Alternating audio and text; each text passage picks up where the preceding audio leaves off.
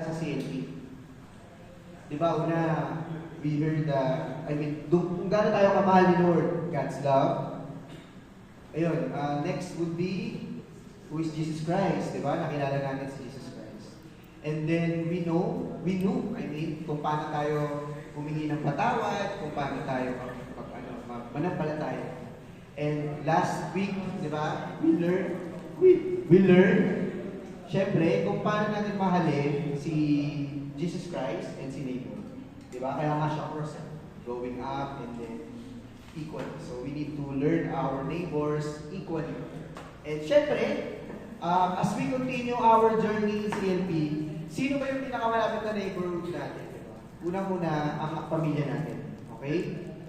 That's why nandito ako to discuss regarding the Christian family. Okay? But again, before we start, siguro magkaroon lang tayo ng short activity. Yan. The activity names, who is most likely to? Yan. So, I don't need na sumagot kayo sa isa, no? Pero siguro i-ano na lang, sa mga sarili nyo na lang kung kayo po yun, kung yung kapatid nyo ba yun. Wait, pero before that, sino yung maraming kapatid? Marami ka rin kapatid, no? Ikaw lang? Dalawa? Marami na rin. Marami ka rin, di ba? Sige, who is most likely to? Actually, it also applies, syempre, sa lahat na kasama natin sa bahay. Not only our siblings, but also our parents, lola at lola natin, kung ano nga. I'm referring not only for our family, but yung mga members natin sa pamilya. Sige, number one question. Yeah, sige. Who is most likely to excel in school? School yan. Pero, hindi ko na na-edit. Hindi mo nakita. In school, ayun. Tingin nyo, sino? Kayo ba? Ano yung nandito?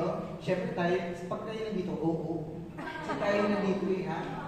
Yung panganay. Sino ba panganay dito? Sino ba panganay? Ikaw, ate? Ayan. Sabi nila, pag breadwinner daw, yun ang sinasabi. Siyempre, sila yung unang anak. Diba? So, lahat ng mga naibuhos, yun yung ano. Pero kasi, actually, hindi yun totoo.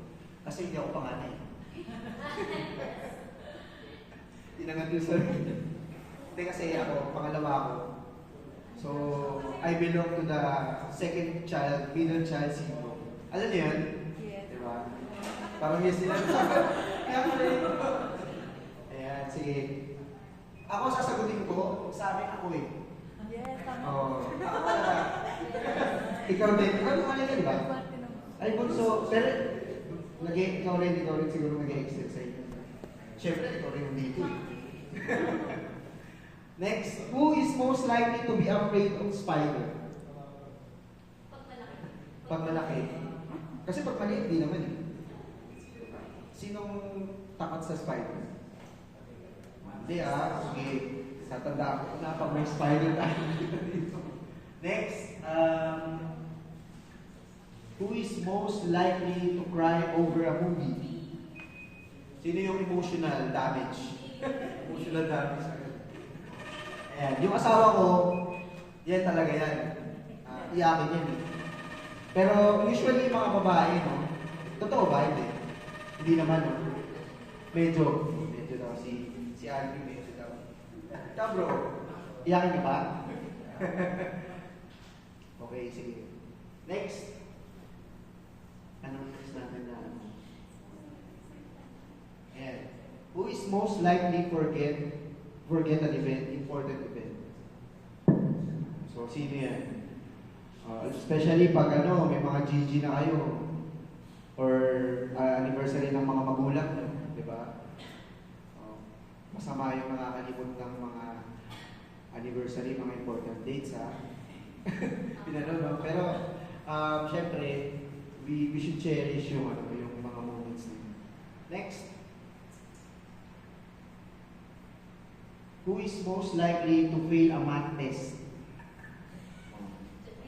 Siyempre, hindi ako yun. Kasi engineer ako yun. Hindi, yabang yun. Hindi, joke lang. So, sino? Ano? Magkagaling kayo sa math? O, sige nga, 15 times 17. Hindi, joke lang. Ilan tanong maganda. Anyway, ayun, yun lang. Yung question na yun, meron pa ba? Wala na. Question na yun is for us to reflect para lang maisip natin, sino nga ba sa akin magkakapatid? Diba? Kung sino nga ba yung takot sa ganyan, and yung test na yun, usually, that only proves kung paano natin kakilala yung mga mahal na isa, mga kapatid natin. Okay? So, ayan, sige. Let's start. Ayan, sige. So, next slide. Yan pa yung una. Ayan, sige. In the beginning, ba't dito okay? Kasi in the beginning, God intended family to be beautiful. And so, meaning to say, nung mga unang panahon, di ba, ang mismo plano sa atin ni Lord, He created Adam and Eve, di ba? And may plano yun kung bakit na hinugot sa kabilang tadyak si Eva. Kasi ang plano ni Lord is magkaroon ng pamilya. Babae, lalaki, and then they should procreate. Okay? Okay. So, sobrang perfect yung time na yun. Pero, syempre, we all know the story. It was perfect that time. After that, ayun na, pumasok na yung sin, pumasok na yung devil, and doon na nagsimula yung kaguluhan sa pamilya. And nowadays, we always encounter those kinds of things. Di ba? Reality, kasi talagang sad to say, not all the families experiencing parang happiness. Though, syempre, marami naman sa pagkakataon natin na talagang yun yung goal natin, mapasaya yung pamilya natin, magkaroon tayo ng buong pamilya, di ba? Pero that's the ideal way. Pero in the practical way talaga, may mga times talaga na hindi natin nakagampanan yung mga ganong pagkakataon. Okay? So, next. Okay.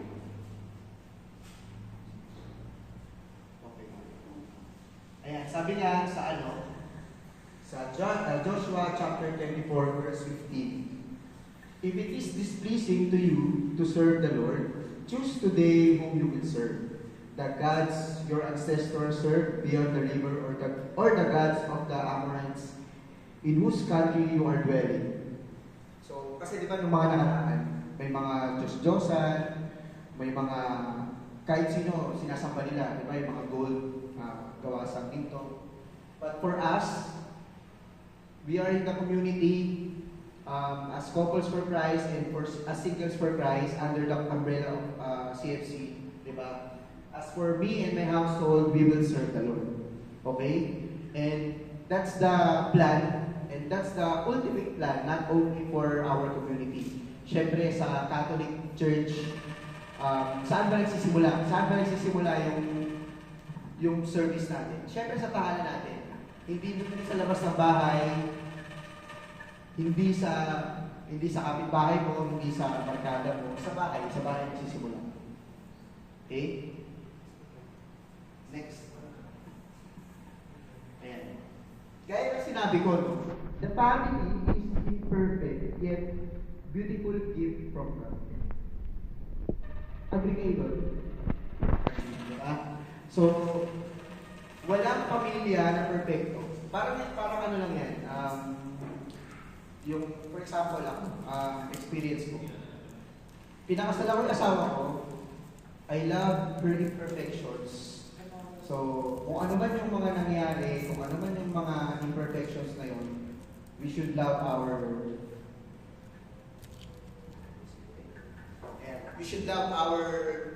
for me, I love my spouse. For you, syempre, kailangan natin mahalin yung mga magulang natin, yung mga kapatid natin.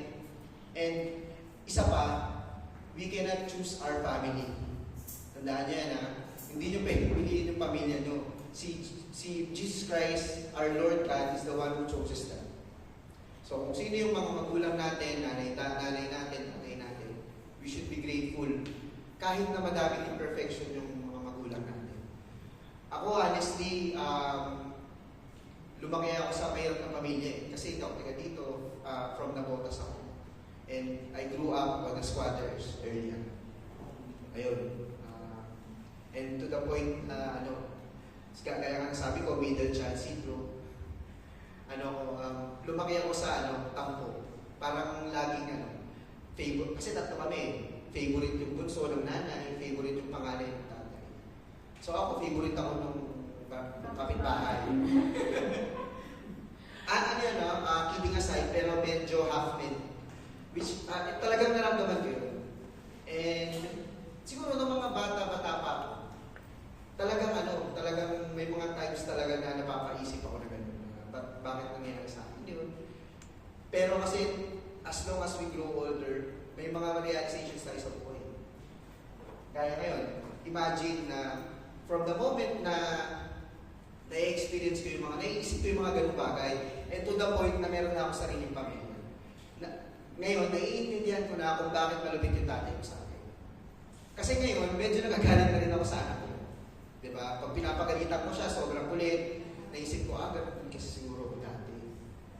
So ngayon, kayo, our plan, God's plan is for us to procreate, magkapamilya balang araw.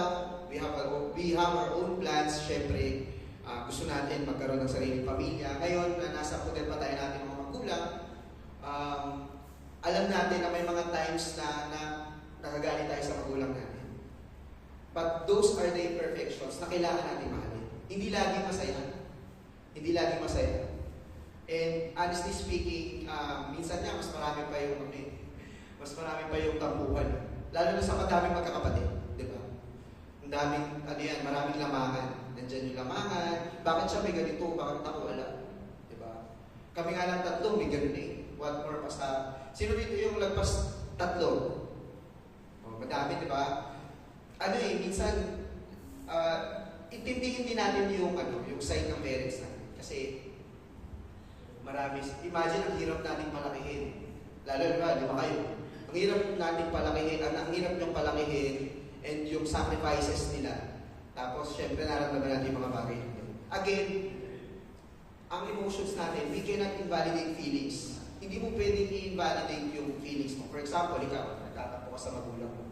That's okay. That's you eh. Kasi nararanasan mo yan eh. Tao ka, di ba? We sometimes feel those things. Pero, dapat after nun, huhupa agad. And ma-realize natin, okay kasi tama. Ganito nga siguro, kailangan kong intindihin. Again, yun nga. Family is imperfect, yet beautiful gift from God. Okay? Next. Sabi nga ni Pope Francis, I thank God that many families which are far from considering themselves perfect, live in love, fulfill their calling, and keep moving forward, even if they fall many times along the way. So, dalawa kasi laptop eh. Ayan. Synod's reflection show us that there is no stereotype of the ideal family, but rather a challenging mosaic made up of many different realities with all their joys, hopes, and problems. Ayun na, kaya nga sinabi ko, hindi laging masaya. May mga times na malungkot, may mga times na tampuhan, diba? Pero yun eh, kaya nga sabi natin, diba, nandito tayo sa mundo, sa tagal pa, hindi natin alam eh. We should spend our time here and we should make the best out of it. Hanggang nabubuhay tayo. Sabi nga, naalala niyo yung kasi sino ang panood ng Family Matters? Parang yun yun. Family Matters. Pag mga tito-tito, kasi pinapanood na namin yun. Pag gusto ng asawa ko, wala tayong magagawa. Yung kasi, may sinabi kasi na yung tatay nila kasi matanda. Tapos yung mga anak nila, matanda na rin, mga 50. Yung tatay nila, mga 70 plus na. Tapos to the point na nag-celebrate yung magulang nila ng parang 50th wedding.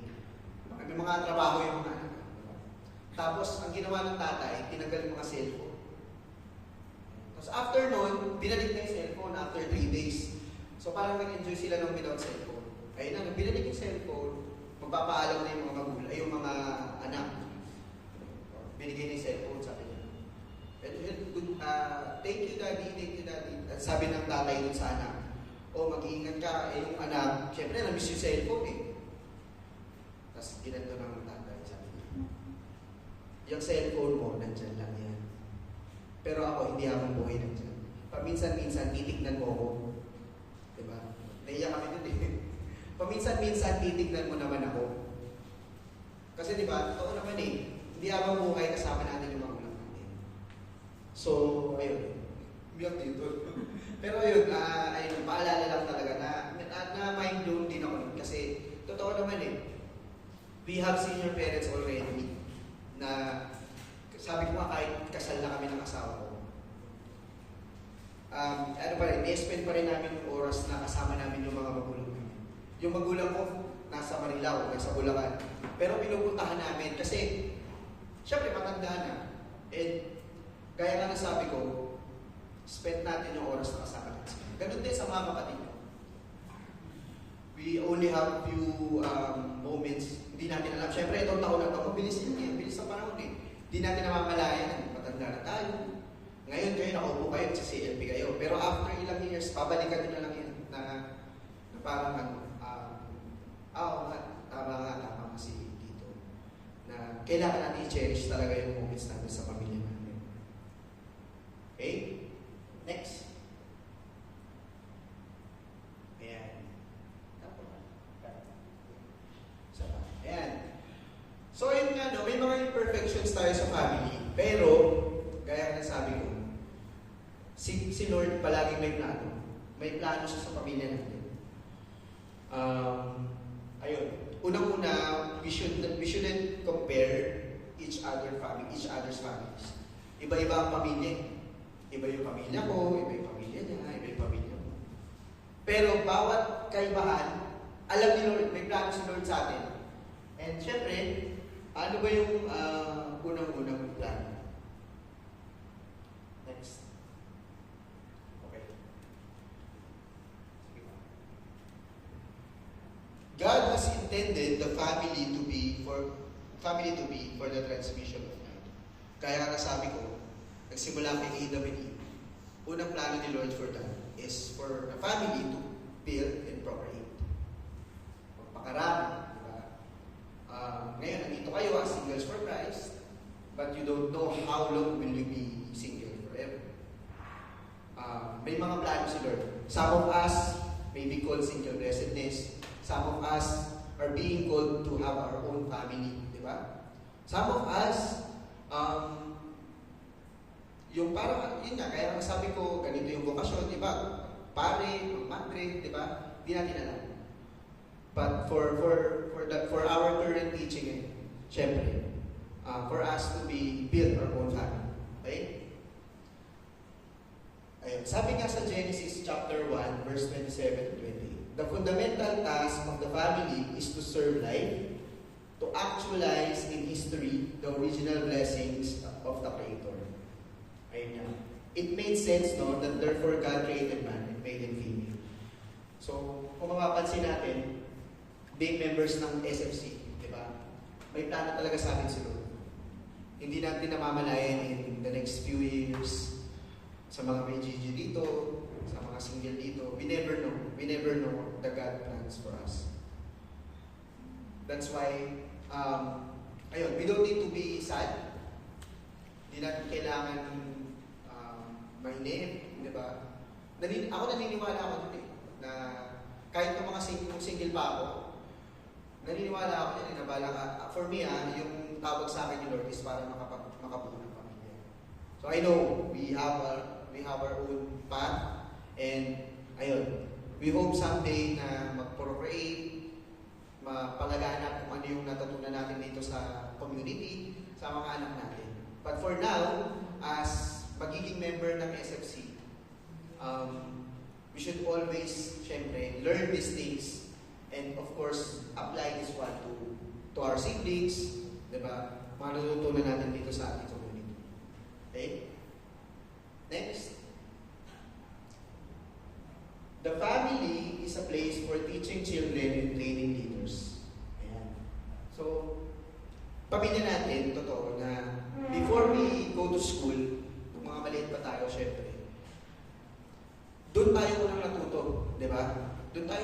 natututong magsalita, kumuusap ng ibang tao. Minsan, yun nga, lahat ng mga emotions, doon talaga natin naramdaman. Okay? So, ayun, ang focus ni Lord is for us, for the family to, of course, be transmittal of all those learnings. Ako personally, ngayon, maliit pa yung anak namin. Palagi na, na lahat ng mga teachings namin sa community, minimake sure ko na alam na. Pag kami kumakain, siya nagdadasal. Siya talaga, nagugulat kami, hindi namin tinuruan yun na. Pero the more na nagpe-pray kami, naririnig niya eh. And then from that moment, siguro after 1 month, alam na yung pray nung bless us all Lord. Which is nakakatuwa as being parents. And syempre for you, syempre, di ba? Bilang mga anak ng mga magulang mo, nakaka-proud sa magulang na makita nila na yung anak nila nasa community. I'm sure si Tita Minda, tuwa-tuwa yan. Diba? Kanina nga sinasabihan niya ako ni Tita, pakisabi pag nandyan na yung apo mo.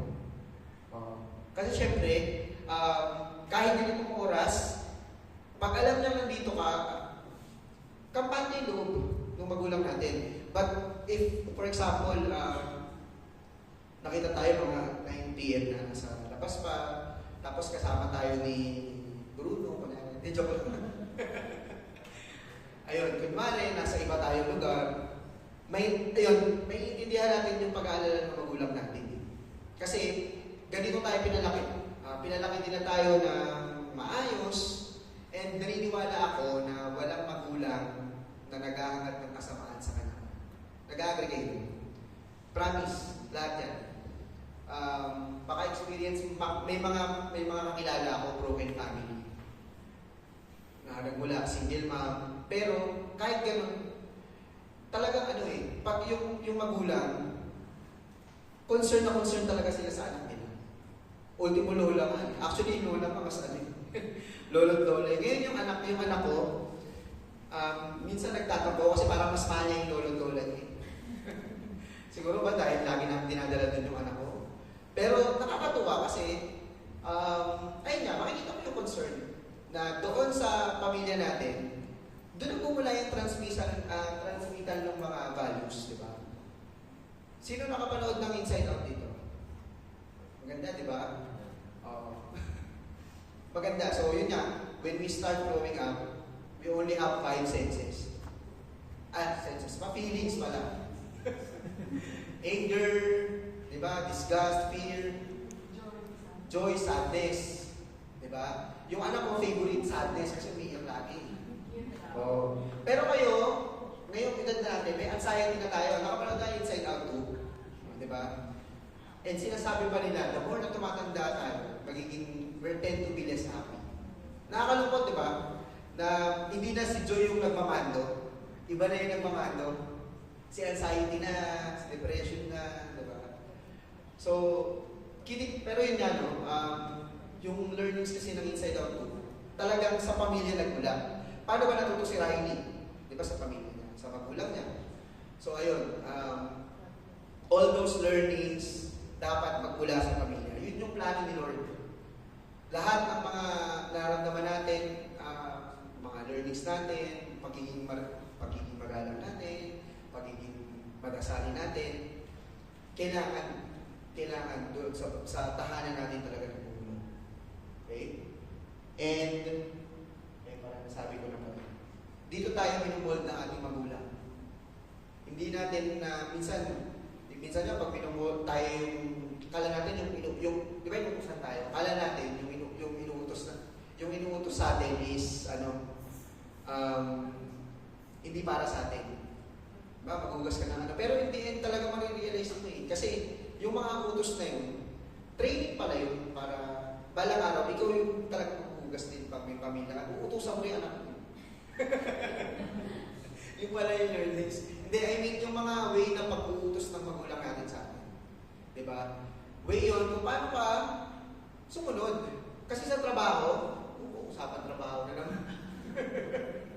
Kasi sa trabaho, syempre hindi naman pagkapasok mo ng trabaho, boss ka na agad eh. Susunod ka.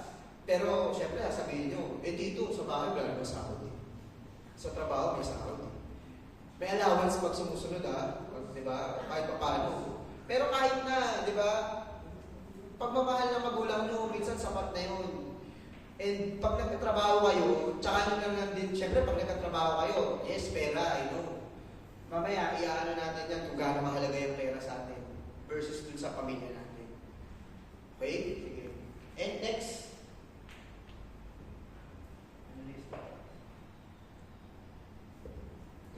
The family is a domestic church.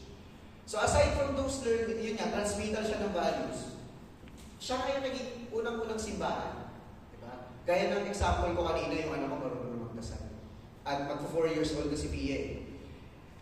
Tapos, ayun nga, yung the way he talks, syempre, kung paano siya maging magalang, kung paano tayo magdasal. I know, di ba, may mga nagdadasal tayo, but minsan, aminin natin, no, nakakalimot tayo magdasal. Lagi ba tayo nagdadasal? Araw-araw. Sino sa araw-araw? O nagtaas, o may nakakalimot magdasal. O yung service team, araw-araw daw sila nagdadasal. Yun na yung dasal mo? 8-8? Hindi yun kasama, ha? Ayun. Pero pag pumasok kayo ng community, sabi ko sa inyo, you will learn how to pray. Unang, dahil di ba sinabi ko na tingin ko sa ano yung palang yan, sa umpisa pa lang, sa nasa tahanan ko. Tinuruan na kayo ng magulang yung magdasal. I know walang magulang na hindi nagturo sa anak magdasal. Naniniwala ako doon na lahat ng magulang, tinuturuan nila yung anak nilang magdasal. And nasa sa atin na lang yun kung i-apply natin. Ako, aminado ko, kasi yung parents ko, member din ng CFC dati. Ano rin sila sa lugar namin. And kahit member na sila dito sa community, hindi rin ako lagi nagdadasal. So, guilty ako kasi hindi sapat eh. Imagine, nasa yung pamilya ko, member na yung magulang ko ng ano, pero ako, hindi ako pa rin ako nalalala. But, yung turo nga sa atin ni Lord, we should cherish our home and treat that one as a domestic church. So, doon tayo natututong magdasal, doon tayo natututo paano makilala sa Lord. Ngayon, I know, nakilala natin si Lord for those sessions. But, kung ano man yung natutunan sa bahay, those are the fundamentals. And syempre, etong community natin, sobrang ganda na to the point na mas na-enhance, mas lumilevel up yung pagkakilala natin kay Lord. Okay? So those are the 3 plans, no? Pero, why God's plan for families is not happening? Ito na yung katotohanan. Bakit sa mundo natin hindi nangyayari minsan yung plano ni Lord sa atin? We have three. Okay? God has lost His central place in the family. The family itself is losing its importance, and the family is under attack by evil forces. Unahin natin yung una. God has lost His central place in the family. So, ang ibig sabihin niya, nawawalan na ng kontrol ng mga magulang. Nadi-disorganize yung pamilya, nagkakawatak-watak, di ba? May mga yun nga, yung broken family, but minsan sa mga buong pamilya, nangyayari yung disorganization. Yung parang ang nangyayari, nagkakalamangan na bakit na lang, ba't lagi na lang ako, ba't lagi na lang siya yung utusan mo? Minsan niya, yun nga, to the point na talagang nag-aaway, di ba? Which is nakakalungkot, kasi syempre, ang turo ni Lord sa atin is for us to be stick together. Kailangan natin kailangan natin maging organized. Sabi nga ni Lord, kailangan maging central yung pamilya to learn those values and para ma-apply natin sa class. Diba? And ano pa ba yung mga things na, yun nga, bakit nawawala yung central place? We have some insecurities. Aminin natin sa hindi, nakakaramdam kayo ng insecurities. Okay? Sa sarili nyo, minsan, madalas sa ibang tao. For example, yung minsan nawala sa'yo sa pamilya mo, hinahanap mo sa iba. Halimbawa, may nakita ka na, yung nakita mo yung pamilya niya, bakit yung pamilya nila ang ganda ng buhay tapos yung sa amin, ganito lang kami. Diba? So, doon nagsisimula yung pagkawala ng mismong peace ng pamilya. Diba? And syempre, minsan bilang anak, diba, tayo ngayon, Gen Z, we do always na we acquire materials. We acquire materials as a possession. We have cellphones. Sometimes, pag may mga bagay na hindi tayo nabibili, sa kanila ko sinasabi. Pag may mga bagay na hindi tayo nabibili, we tend to be disorganized. Nawawala tayo sa focus. To the point na yung goal natin na, halimbawa, ikaw bilang panganay ka, may goal ka for you to work hard, to study hard, para maging inspiration ka sa mga kapatid. But kung may mga bagay ka na gusto bilang breadwinner ka, kasi hindi mo nagagawa, nakaka-disappoint. Kasi sira yung focus. Nawawala yung central is sa pamilya. And syempre, naapektuhan, hindi lang, once naapektuhan yung sarili mo, madadamay. Madadamay yung pamilya mo, yung mga magulang mo, madadamay yung kapatid mo. Hindi na magiging maganda yung mundo. Kasi nasira dahil dun sa bagay na gusto mo umating. Okay?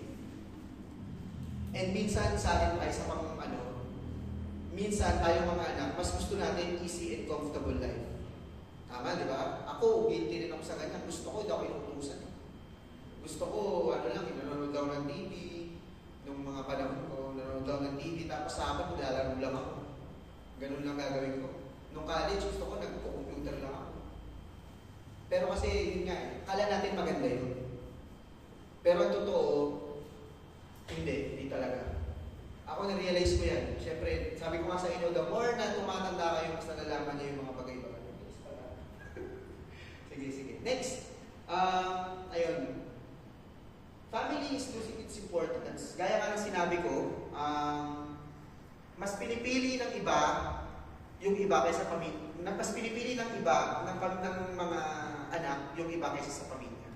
Pinipili nila yung barkada, pinipili nila yung labas. Aminin natin, guilty tayo lahat doon, di ba?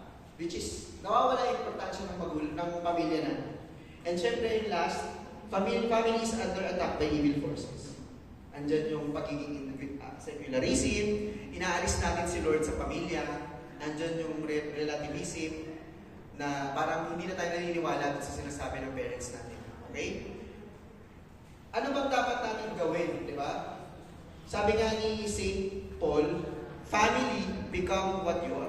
Okay? Number 1, eat together. Sino dito sabay-sabay kumakain sa pamilya? Okay, very good. Ako minsan, hindi. Pero yun, tandaan nyo, eating is a symbol of togetherness. We should respect our pagkainan. Di ba? Ang pagkainan natin, this is the way kung paano kumustahin natin isa't isa, we talk, we listen, okay? Banding yan eh. Wala dapat cellphone. Pero, yan ang nangyayari talaga ngayon sa kabataan. Di ba? Sabi nga yan, a family that hardly ever eats together or does not talk but watches television is a very familial family. So, ayun ha. Next. Pray together. Ayan. Father Patrick reminds us, the family that prays together stays together. Okay? So, ayun. Kailangan natin mag-pray ng rosary, pray araw-araw. Gaya nga nagsabi ko, doon tayo natututo kung paano tayo mag-pray sa pamilya natin. Okay? Kami, ng pamilya ko, nagro-rosary kami. But yun nga, guilty kami na minsan hindi namin nagagawa. Pero yun, naturo namin kay Pia kung paano kami mag-rosary, alam niya. So for you, bilang mga anak ng mga magulang mo, kung hindi minsan na ng mami daddy, nakakahiyangan sabihin, alam ko na yan, mami, pray tayo. Alam ko, nahihiya kayo, dasal po tayo. Pero kayo na yung mag-initiate. Kung alam nyo na ganun yung family, di ba? As you know that this is the proper way, this is the right way, kayo na yung mag-initiate. Huwag nyo nang hintayin pa na. Okay? Last, love one another. time for your family. Paano ba natin mahalin ng isa't isa? Make time. Paano mo mamahali isang tao kapag nag-spend ka ng oras sa kanya? Lumabas kayo ng pamilya nyo, magsimba kayo every Sunday, kumain sa labas, and bilang mga anak, sundin ng magulang, di ba? Huwag mag-away sa mga huwag mag-away with the siblings, okay? And sobrang ito yung challenge. Alam natin na sobrang hirap magmahal kapag yung feeling natin is nasasaktan tayo. Kapag, let's say, nasaktan ka minsan ng magulang mo, ang hirap pa rin mahalin. Diba? When we're down, when we're on the lowest point of our life, sobrang hirap magmahal. Totoo yun. Kaya nga kami pag nag-aaway ng misis ko, pag magka-aaway, pinapahupa niya muna. Ako kasi gusto ko bati agad eh. Pero yun, as a good way, di ba? Love our own families despite of all challenges. Kasi kayo din, tayo rin ang magtutulong. Okay? Ayan. So those three things, no, what we can do. Tawagin ko yung sharer ko. Ayan, asawa ko. Ang aking pinakamagandang asawa. Siyempre, asawa ko. So ako, I'm Tita Jazz San Jose. Ang buting may bahay ng inyong speaker. Buting bahay. Ang buting may bahay ng inyong speaker. So ayun nga. SFC din ako dito sa chapter, pero saglit lang. As in, nag-sale. Nakilala ko kasi si Tito Jomar, no? Kung familiar kayo sa The Feast, LLR. So, meron kasi itong Love Life Retreat. So, don't get me wrong, Love Life yung pangalan niya, pero hindi broken-hearted sa boyfriend, merong nawalan ng trabaho, may bumagsak sa board exam. So, yun yung mga target pool of people nila. So, that time, ako kasi, yung dalawa lang kami ng kapatid ko, yung sister ko, two-time cancer survivor siya. So, when she was 14 and 17, diagnosed. So, kami, labas-pasok sa ospital. So, inaasal ka ako ng asawa ko eh. Galing daw ako sa may akong pamilya. Pero hindi totoo yun. Kasi, kaya namin nakaya yung expenses ng pagpapagamot sa kapatid ko. Kasi may mga sponsors kami. May mga corporations na tumulong sa amin. So, kung hindi siguro yun, talagang, talagang hindi makapag-aral yung kapatid. Hindi kami makakapag-aral, lahat ng properties nawala. So nagpapasalamat kami dahil napakabuti ni Lord sa pamilya namin. So, ayun, nadala ko, sabi ko nga, kung merong isang akong kaibigan na nagtanong sa akin, medyo bata siya sa akin. Tinanong niya, ano yung mapapayo mo sa isang single woman? So sabi ko, napaisip ako. Si Tita Jazz nga, medyo maloko ako nung kabataan ko. Alam mo yung, dalawa boyfriend, tapos, kita niyo naman, di ba? Single yun, di ba? Siyempre, pero totoo yun, may time talaga na dalawa boyfriend mo, so, nag-backfire lahat ng mga, huwag niyo akong judge service, di ba? Grabe nag-backfire, syempre, yung long-term relationship ko, nag-break kami as in, turning 5 years kami nung bago si Tito Jomar, turning 5 years. Ang Tito Jomar nyo, nag-propose siya sa akin, hindi pa kami nag-anniversary. So, within the year na mag-jowa kami, nag-propose siya sa akin. Tapos, the next year, nagpakasal na kami. So, sabi, ang payo ko sa kanya, yung mga naging boyfriend ko kasi hindi sila man of God. Hindi sila nagdadasal. Ang ko sa kanya is, hanap ka ng guy na magiging magiging instrument ni Lord para papalapit ka sa Kanya, magsisimba kayo together. Yun ang niya eh. Taga Navota siya, so pupunta siya dito sa Marikina para susunduin ako, magsimba kami. So, sometimes, di ba, yun yung mga dates nyo eh. So for me, yung mapapayo ko dun sa sinabi ko na maghanap siya ng ng single na man na ililid ka toward papalapit kay Lord. So ayun nga, nagpapasalamat ako dahil nga, di ba ang sabi niya kanina, ang family is a domestic church. So nag-household kami sa bahay, tapos kakain na. Natuwa kami kasi yung anak namin, sabi namin, Bia, lead the prayer. Tapos ganun lang siya, tapos nilid niya yung prayer for the ates and kuyas dito. So, nakakatuwa kasi as a parent na nag-reflect sa kanya kahit lagi kami nag-aaway. Hindi kami perfect na mag-asawa eh. Lagi kami nagbabangayan. Hindi kami sweet eh. Ang love language namin, asaran. Gusto ko maloko siya, papatulan ko yung kalokohan niya. So, gano'n. Siguro, ang family namin, kung hindi kami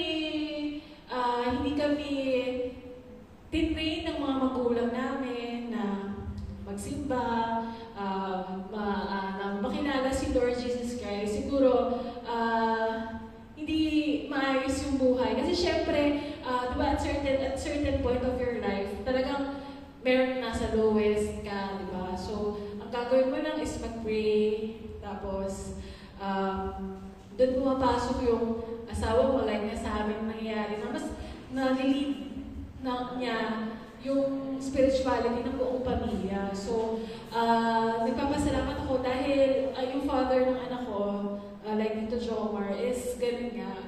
So, ayun, kung meron mang, hindi tayo perfect na anak eh, di ba? So, ayun, siguro as mapapayo ko, as syempre nanay na, i-cherish natin lahat ng moments at oras natin kasama pa with parents. Or kung walang parents, nandiyan si lolo, si lola, si tita, si tito, magpasalamat tayo sa pagmamahal na pinapadama na sa atin. Kasi hindi lahat perfect eh, di ba? Lahat nagkakamali. Yun nga ang asawa ko lagi yung sinasabi sa akin, sa inside out ang maano sa buhay ko is anger. Ako si anger, kasi lagi ako nagagalit sa kanya kasi makulit siya eh. Tapos so ayun, ayun lang, kung ano man yung pagkakamali ng parents natin while growing up, kasi sa pagpapalaki sa atin, hindi naman din sila perfect, so intindihin na lang natin. So ayun lang, for that, may God be praised. Tita Jazz. Okay, in conclusion, ayan. So, conclusion na kasi time is up. Nazareth teaches us the meaning of family life. It's loving communion. It's simple and austere beauty. It's sacred and valuable. May it teach how sweet and irreplaceable it's training, how fundamental and incomparable its role in social life. Pero anyway, yung conclusion lang for me, iba't iba yung bawat pamilya. Huwag mong hanapin yung wala sa pamilya mo sa ibang pamilya. Tatandaan nyo yan. Meron at meron kayong makikita wala sa inyo na nasa iba. Pag nakaramdam kayo ng uncontented, parang hindi kayo kontento, doon nagsisimula yan. So, do not let your emotions or those things, kasi pag ganyan na nangyari, evil forces comes in, doon talaga pumapasok, doon nagsisimula. And then the other thing, wag natin kukumpara yung pamilya natin sa ibang tao, sa ibang pamilya. You cannot choose your parents. God chooses that for you. Okay? And lagi natin sinasabi na those material things, set aside those things. Pagtingnan natin yung magulang natin kasi hindi natin habang buhay sila kasama. Okay? And for that, I will invite you to stand for a short prayer.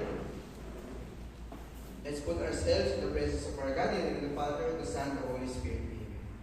Jesus, Mary, and Joseph, in you we contemplate the splendor of true love. To you, we turn with trust. Holy Family of Nazareth, grant that our families too may be places of communion and prayer, authentic schools of the gospel and small domestic churches. Holy Family of Nazareth, may families never again experience violence, rejection, and division. May all who have been hurt or scandalized and ready comfort and healing. Holy Family of Nazareth, make us once more mindful of the sacredness and inviolability of the family and its beauty in God's plan. Jesus, Mary, and Joseph, graciously hear our prayer. Amen. In the Father, the Son, and the Holy Spirit. Thank you and God bless.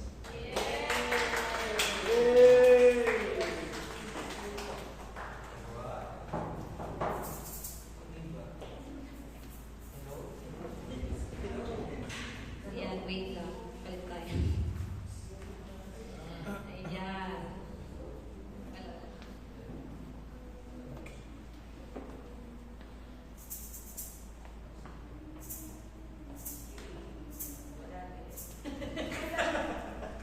Okay, thank you so much kay Tito Jomar.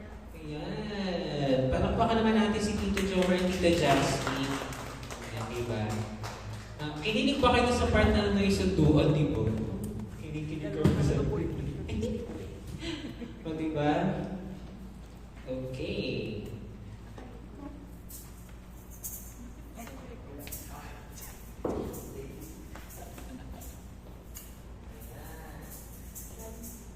Hello.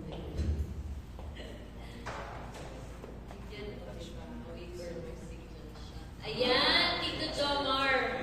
Thank you so much sa pagiging speaker natin for tonight. Dahil ikaw ang speaker natin, meron po kami ibibigay sa inyo. Yes, Tito Jomar. Insert mo muna. Sasayin ko ba? Sasayin ko ba? Sign by now. Ayan, so certificate of appreciation.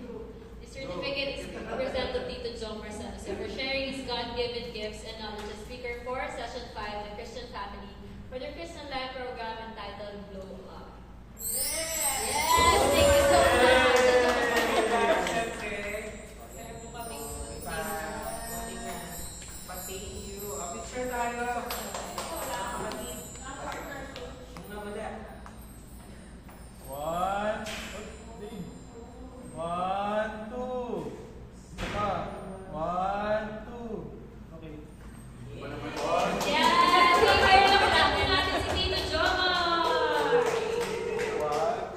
Alright mga kapatid, dadako na tayo sa ating group.